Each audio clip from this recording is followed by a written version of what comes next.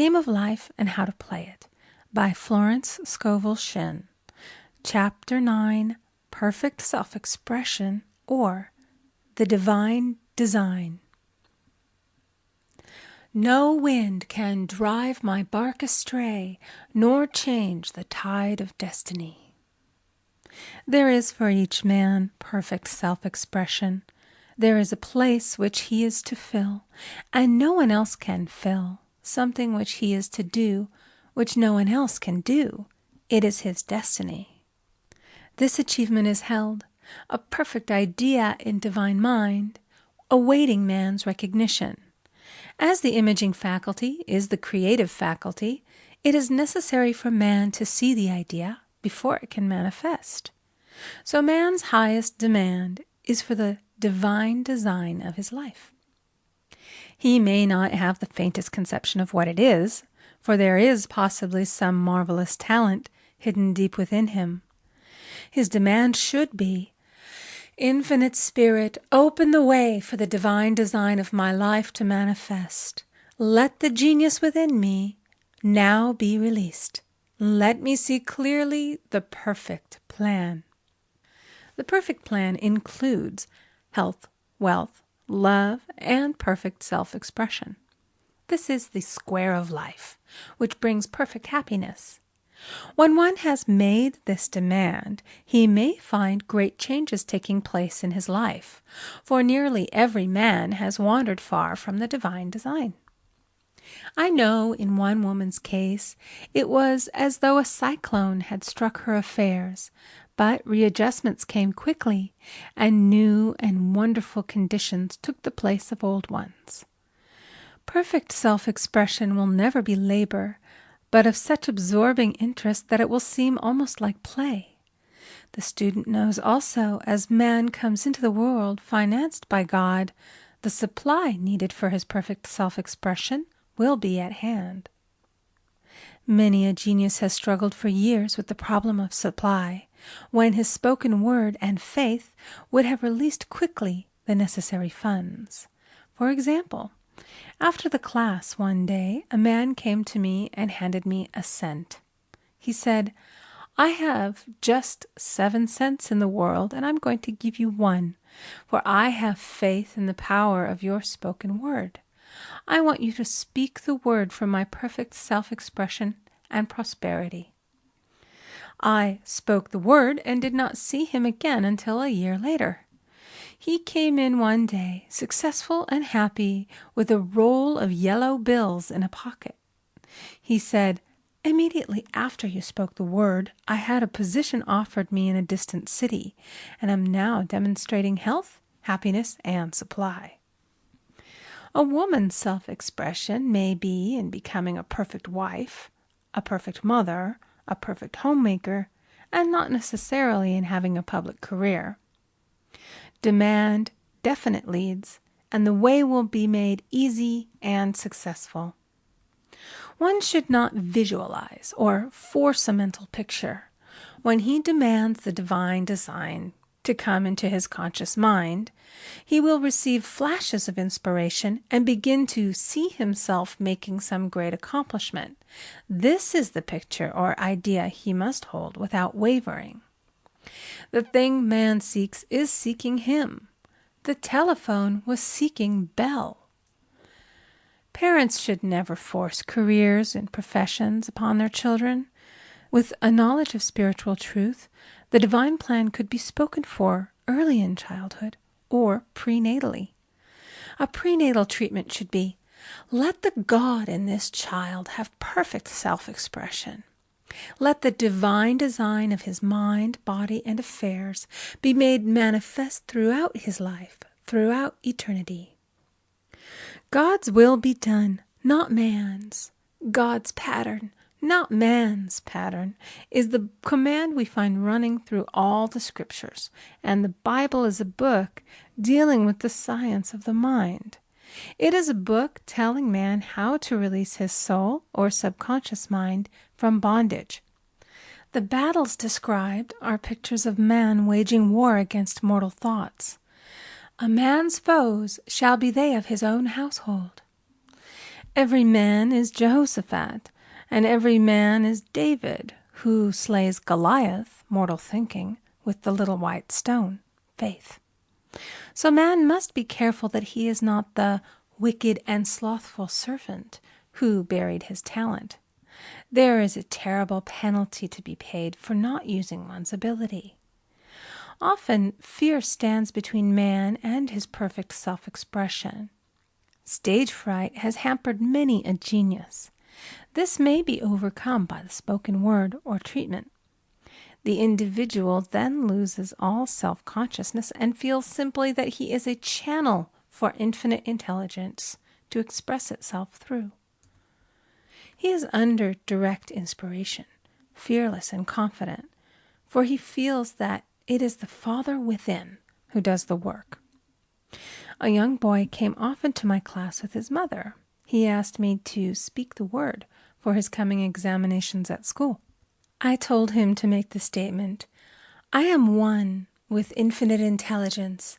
I know everything I should know on this subject." He had an excellent knowledge of history, but was not sure of his arithmetic. I saw him afterwards, and he said, "I spoke the word for my arithmetic and passed with the highest honors, but I thought I could depend upon myself for history and got a very poor mark." Man often receives a setback when he is too sure of himself, which means he is trusting to his personality and not the Father within. Another of my students gave me an example of this. She took an extended trip abroad one summer, visiting many countries where she was ignorant of the languages. She was calling for guidance and protection every minute, and her affairs went smoothly and miraculously. Her luggage was never delayed nor lost. Accommodations were always ready for her at the best hotels, and she had perfect service wherever she went. She returned to New York. Knowing the language, she felt God was no longer necessary, so looked after her affairs in an ordinary manner.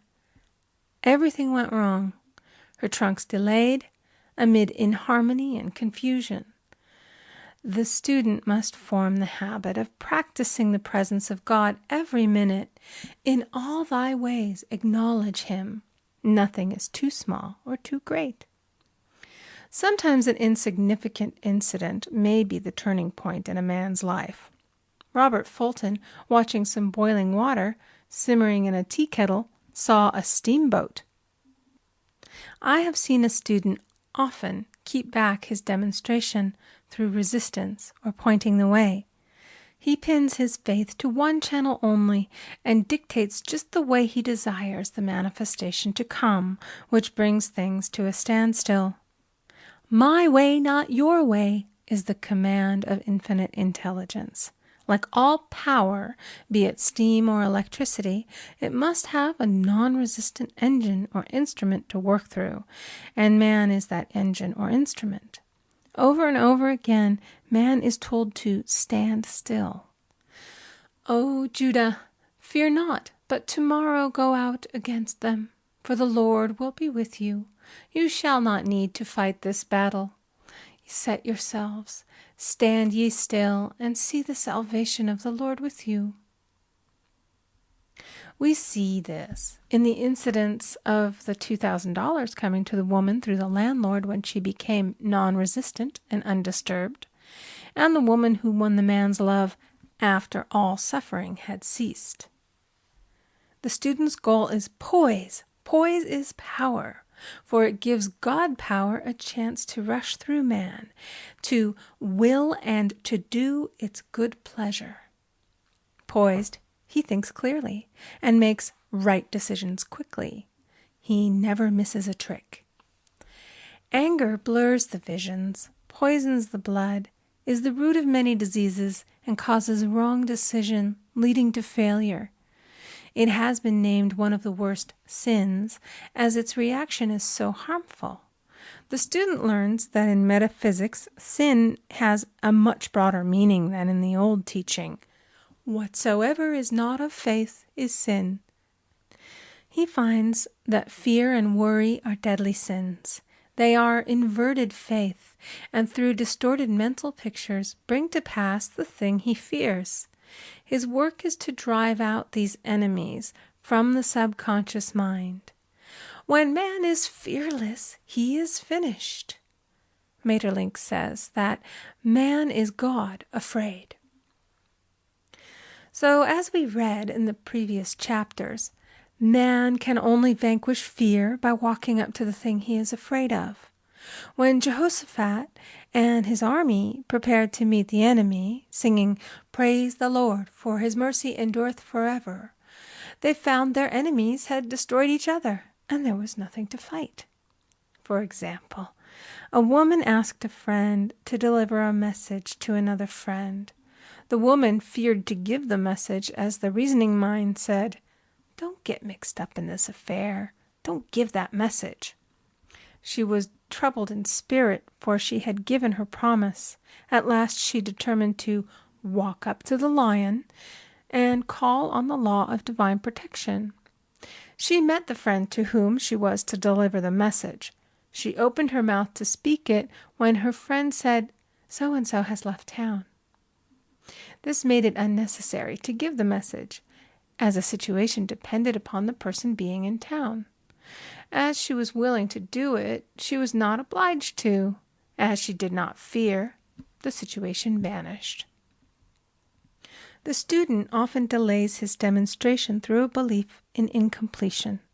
He should make this statement: "In divine mind, there is only completion. Therefore, my demonstration is completed. My perfect word, my perfect home, my perfect health." Whatever he demands are perfect ideas registered in divine mind and must manifest under grace in a perfect way. He gives thanks he has already received on the invisible and makes active preparation for receiving on the visible. One of my students was in need of a financial demonstration. She came to me and asked why it was not completed. I replied, "Perhaps you are in the habit of leaving things unfinished, and the subconscious has gotten into the habit of not completing. As the without, so the within." She said, "You are right. I often begin things and never finish them. I'll go home and finish something I commenced weeks ago, and I know it will be symbolic of my demonstration." So she sewed assiduously, and the article was soon completed. Shortly thereafter, the money came in a most curious manner. Her husband was paid his salary twice that month. He told the people of their mistake, and they sent word to keep it. When man asks, believing, he must receive, for God creates his own channels. I have been sometimes asked, suppose one has several talents. How is he to know which one to choose? Demand to be shown definitely. Say, "Infinite Spirit, give me a definite lead. Reveal to me my perfect self-expression. Show which talent I am to make use of now." I have known people to suddenly enter a new line of work and be fully equipped with little to no training, so make the statement, "I am fully equipped for the divine plan of my life," and be fearless in grasping opportunities. Some people are cheerful givers, but bad receivers. They refuse gifts through pride or some negative reason, thereby blocking their channels, and invariably find themselves eventually with little or nothing. For example, a woman who had given away a great deal of money had a gift offered her of several $1,000s. She refused to take it, saying she did not need it. Shortly thereafter, her finances were tied up, and she found herself in debt for that amount. Man should receive gracefully the bread returning to him upon the water. Freely ye have given, freely ye shall receive. There is always the perfect balance of giving and receiving, and though man should give without thinking of returns, he violates law if he does not accept the returns which come to him, for all gifts are from God, man being merely the channel. A thought of lack should never be held over the giver. For example, when the man gave me 1 cent, I did not say, "Poor man, he cannot afford to give me that." I saw him rich and prosperous, with his supply pouring in. It was this thought which brought it. If one has been a bad receiver, he must become a good one, and take even a postage stamp if it is given him, and open up his channels for receiving. The Lord loveth a cheerful receiver, as well as a cheerful giver. I have often been asked why one man is born rich and healthy, and another poor and sick. Where there is an effect, there is always a cause. There is no such thing as chance. This question is answered through the law of reincarnation. Man goes through many births and deaths until he knows the truth which sets him free. He is drawn back to the earth plane through unsatisfied desire, to pay his karmic debts or to fulfill his destiny. The man born rich and healthy has had pictures in his subconscious mind, in his past life, of health and riches, and the poor and sick man of disease and poverty. Man manifests, on any plane, the sum total of his subconscious beliefs. However, birth and death are man-made laws, for the wages of sin is death. The Adamic fall in consciousness through the belief in two powers. The real man, spiritual man, is birthless and deathless. He was never born and has never died. As he was in the beginning, he is now and shall ever be. So through the truth, man is set free from the law of karma, sin, and death, and manifests the man made in his image and likeness. Man's freedom comes through fulfilling his destiny, bringing into manifestation the divine design of his life. His Lord will say unto him, "Well done, thou good and faithful servant. Thou hast been faithful over a few things. I will make thee ruler over many things," death itself. "Enter thou into the joy of thy Lord, eternal life."